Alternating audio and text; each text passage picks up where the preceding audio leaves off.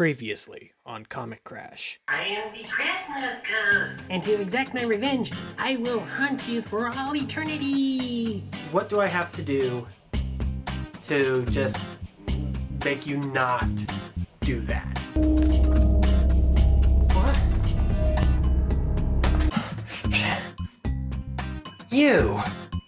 What are you even doing here? I thought we took care of this last year. I'm actually up for a performance review, and my career coach recommends that I could use a few more positive reactions. Okay. I can talk about this. So how was that? Was that good enough for your performance review? Definitely on the right track. It's my boss. I gotta go. I don't have a choice in the matter. I can't lose this. I gotta go. This is going to be tougher than I thought.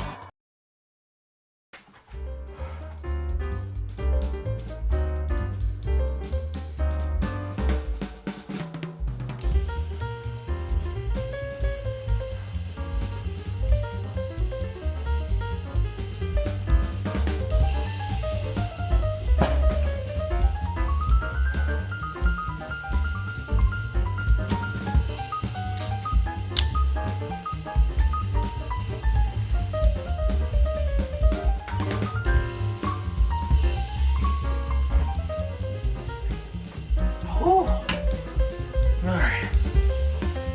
And done.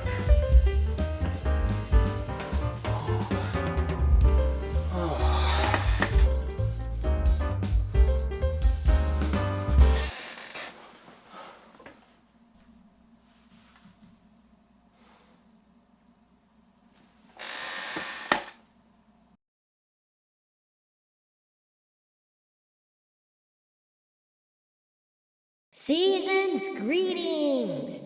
Up, it's time to get up. No.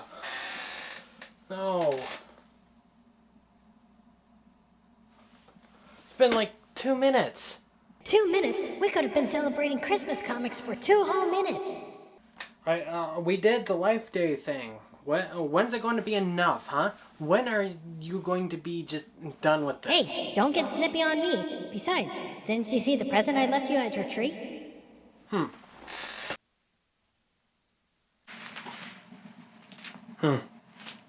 You think I would have noticed this earlier. So you're going to cover it now, right? And if I do it, then will you leave? As soon as my time comes, I will leave. I guess that's more of a guarantee than I had earlier.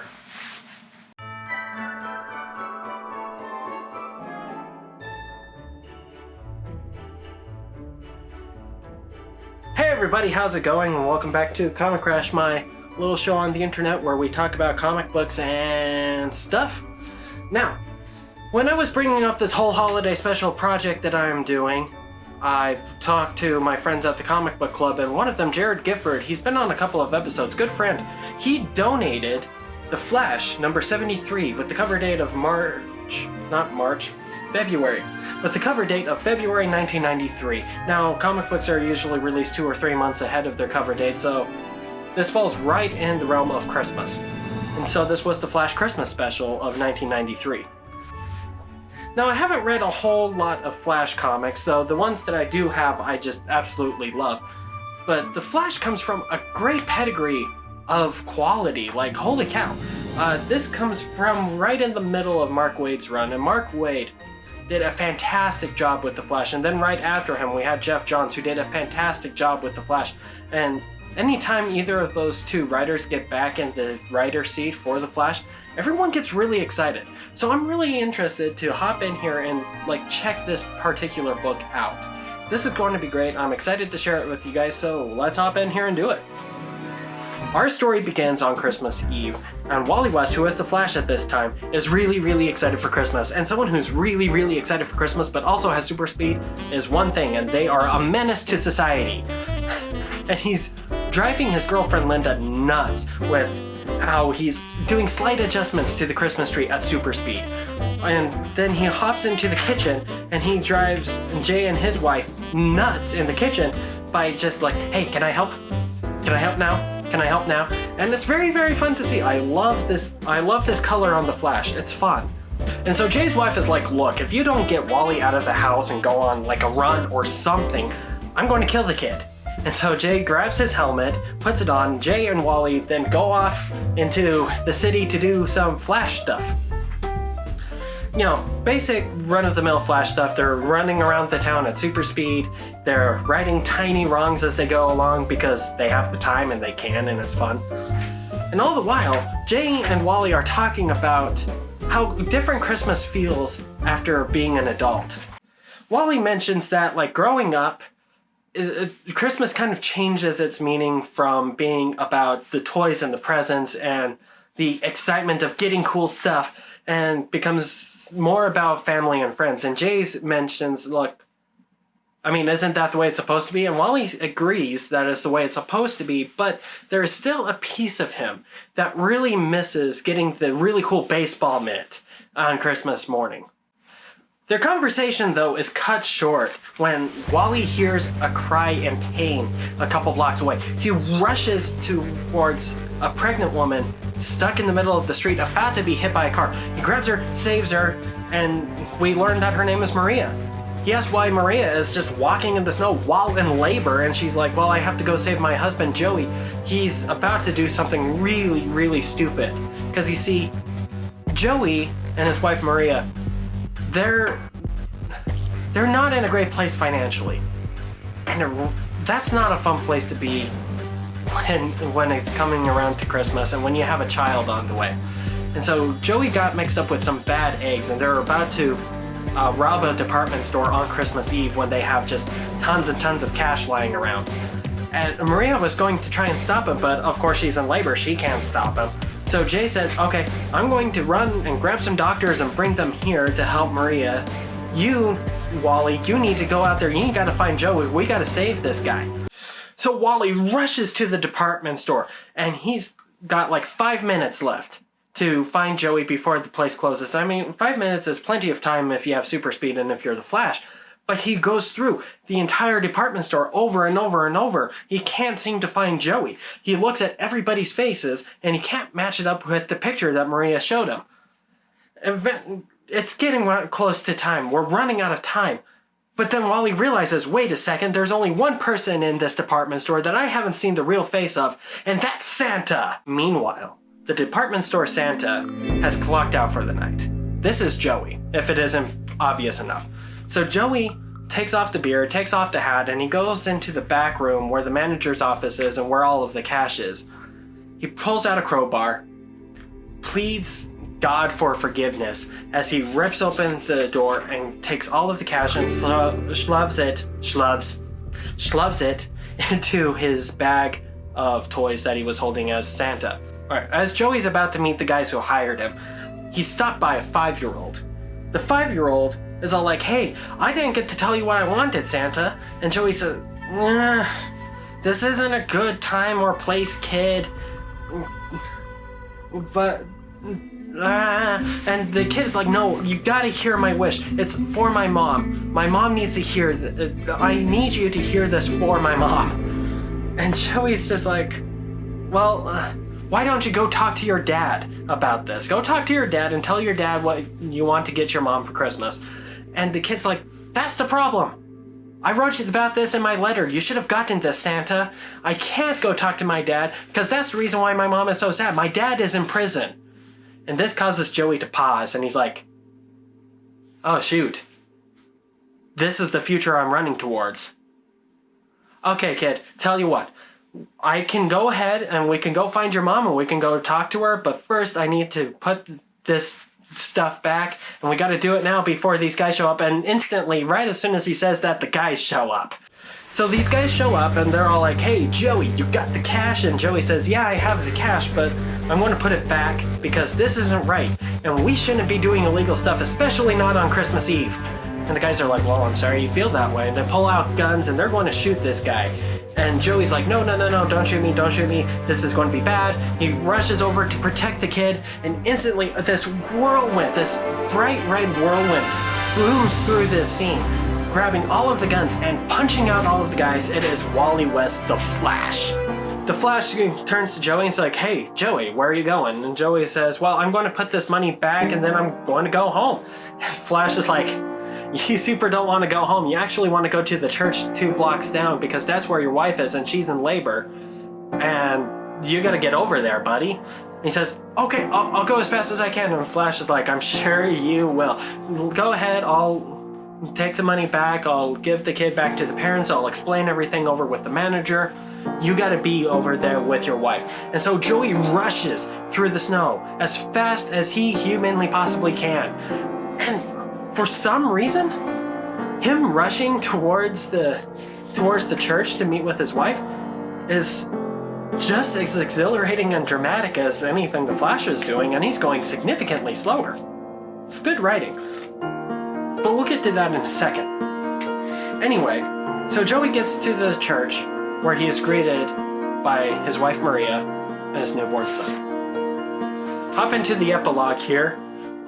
Jay and Wally are back home. They're celebrating Christmas. It's all great. They tie up all the loose ends. Turns out the manager is going to go ahead and give Joey a part-time job until he can find more stable work.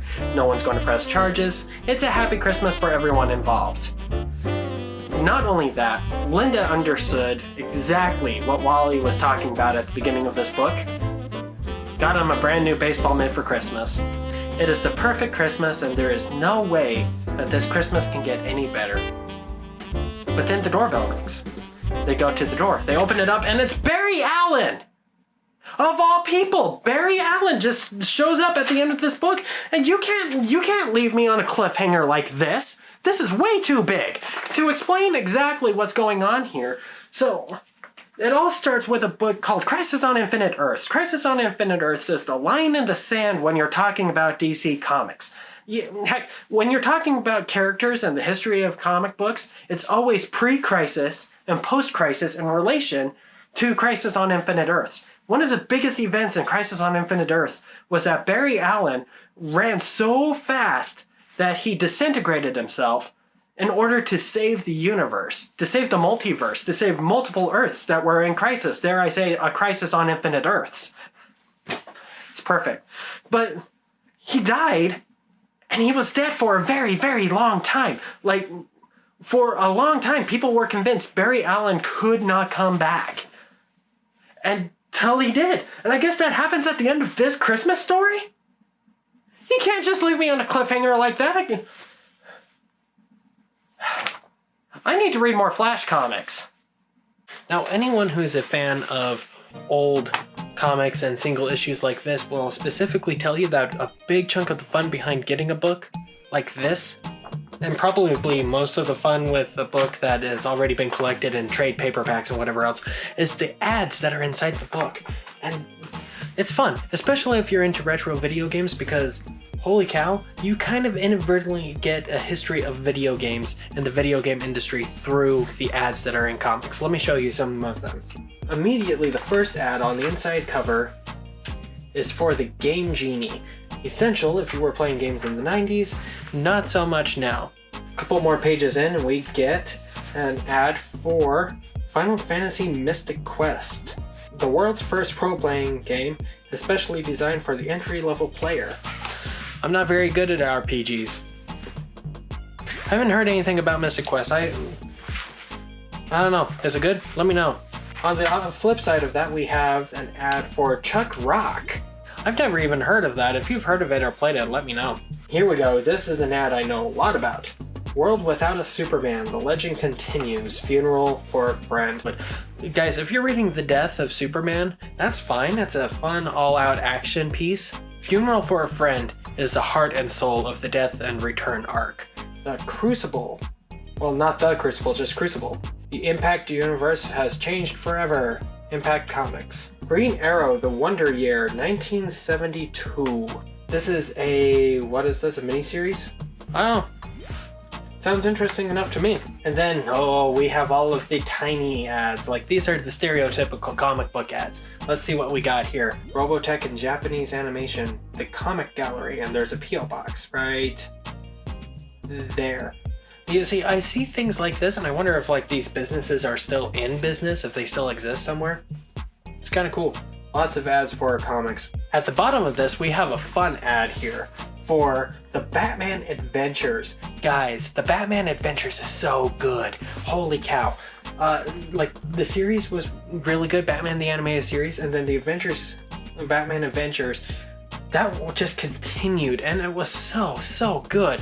Totally worth reading, especially since, like, there were a lot more issues behind that series than there were episodes of the TV show, because, like, you had the main series, but then you had several sequels. You had the Batman Adventures, and you had Gotham Adventures, and you have the Adventures Continue, and that's currently going on. There's, like, a sequel series to this still going on. If you miss Batman the Animated Series, don't.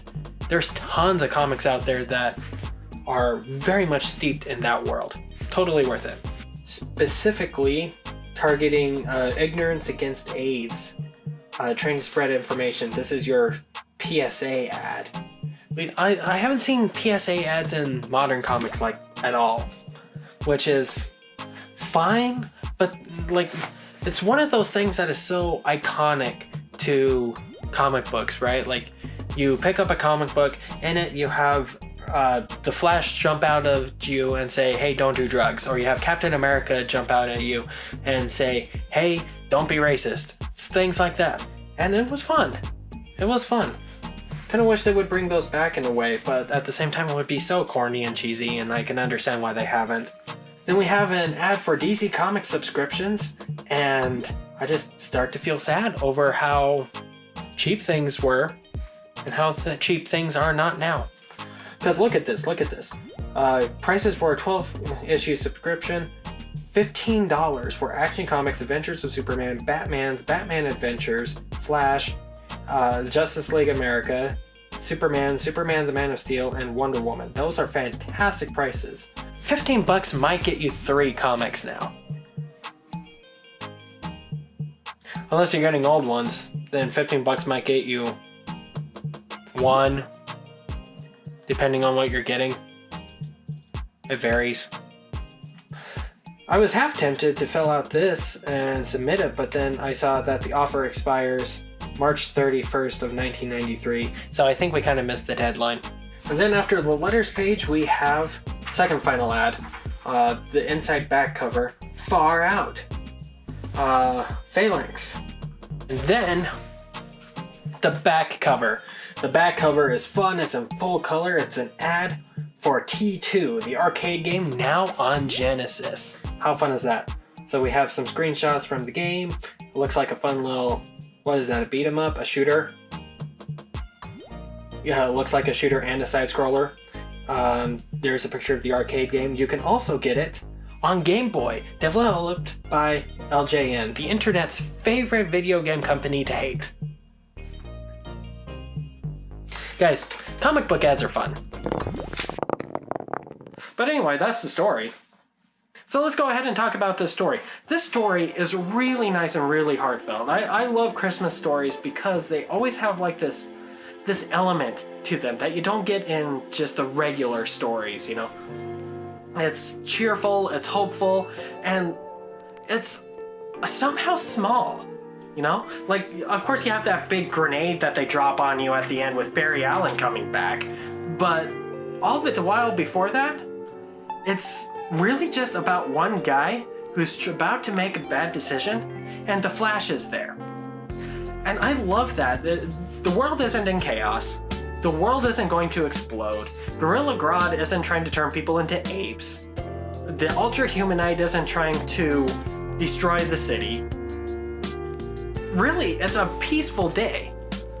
But the Flash was able to stop and take the time to help someone who was in a personal crisis. And I love it when comic books do this and they slow down and they humanize things a little bit. It's nice to have those human moments between the big cataclysmic events. And Christmas stories are a great background for that because it's so wholesome. It is so wholesome to just see a normal Christmas and to help someone smaller in need rather than to have to focus on something huge and gigantic all the time. As far as the writing goes, yeah, I love it. Every character I understand. I haven't read a whole lot of Flash comics, as I previously mentioned, but I instantly understand exactly what all these characters want, what all these characters need, what they're all thinking, what their opinions are, and it's beautiful. We get it all in less than, 3 pages to introduce the main characters. It's fantastic. And then, like I said earlier, that dash that Joey makes to get to his wife Maria at the end of the book, like, he's trudging through snow. He's going really, really, really slowly, but it still feels really, really solid and dramatic, and I love that. The slowest run in the book, we have people rushing all over the place. It's a book about the Flash. The slowest run in the book was the most meaningful, and I loved that. And also just the sense of speed that you do get from these panels here. Like when they're rushing through the city and you just see like ghosts of the Flashes like behind them as they're shoveling snow or they're picking up presents that are about to be dropped. It's so fun to just see that. It's one of my favorite things. So credit to the artist and credit to the writer for somehow making still images have such a great sense of speed, which of course is essential if you're going to write a book about not just one but 2 guys that have super speed. Let's go ahead and talk about the art specifically. The art, I really dig it. It's just the right amount of cartoony mixed with realism for me to really get it. It's not like Justice League unlimited levels of cartoon, but it's also not so gritty and realistic that I feel like I'm watching a CW series. It strikes the balance really, really well, especially for, a very special Christmas episode. And then the layouts, great use of paneling, great use of borders, of panel borders, great use of silent panels, and great use of panel breaks. Like, this is a really, really solid laid out book. It's great to see. You gotta love it when you see professionals doing well at their job. The only gripe I do have is the cover. I mean, generally, I don't have a problem with covers, but this one I have a couple of gripes with.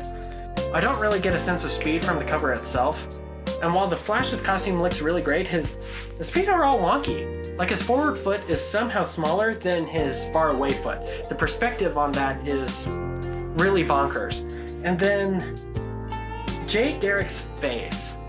Jay Garrick's face bothers me. But the only reason it bothers me is personal preference. It's very Kirby-esque. It looks like Jack Kirby. And I don't like how Jack Kirby does faces. I know that everyone loves Jack Kirby, and Jack Kirby is like, they call him King Kirby for a reason. He does great comic book work, or he did great comic book work, but yeah, I can't stand the way he did faces. And I get that vibe from Jay Garrick's face, and it bothers me. But that's a personal preference gripe. And like I said, outside of the perspective issue, it looks really good. Like, the top half looks great. It's the bottom half that bothers me. So this particular book, yeah, I love it. This book is so good. So great. And I'm excited that it's part of my Christmas collection now, and it should be part of yours. Comic books from this era are relatively cheap and easy to find. They printed a ton of them. They sold a bunch of them. People kept track of them. People kept good care of them. People then got rid of them for dirt cheap because they really aren't worth very much, monetarily speaking. Story-wise, they're fantastic. So, if you're trying to build up a Christmas comic collection, please go out there, find this book, add it to your collection. It's really, really well done. It's very well collected, being part of the Mark Waid run. So you can find tons of trade paperbacks that will have this as well as the context issues and the issues that follow in mind. And yeah, you can also find it digitally, of course. Pretty easy to find, pretty cheap. Definitely worth picking up. So, that's what I got for you guys today. And hey, until next time, thank you for joining me. Have a great day. Remember to always be your best self and have a happy holidays.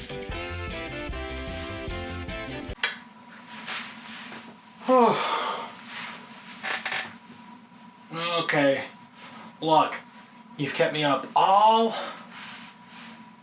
night.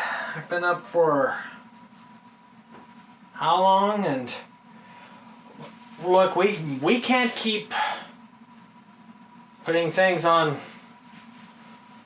hold. Just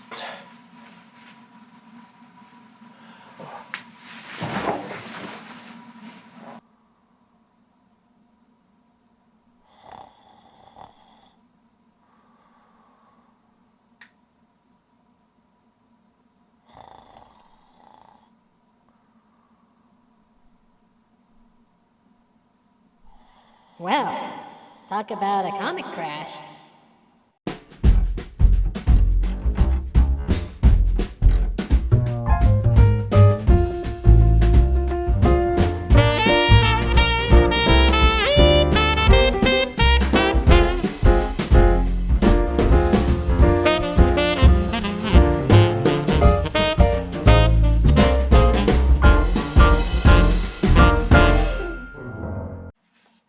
Right. Come on, use the comic as a guide, Taylor. Use the comic as a guide.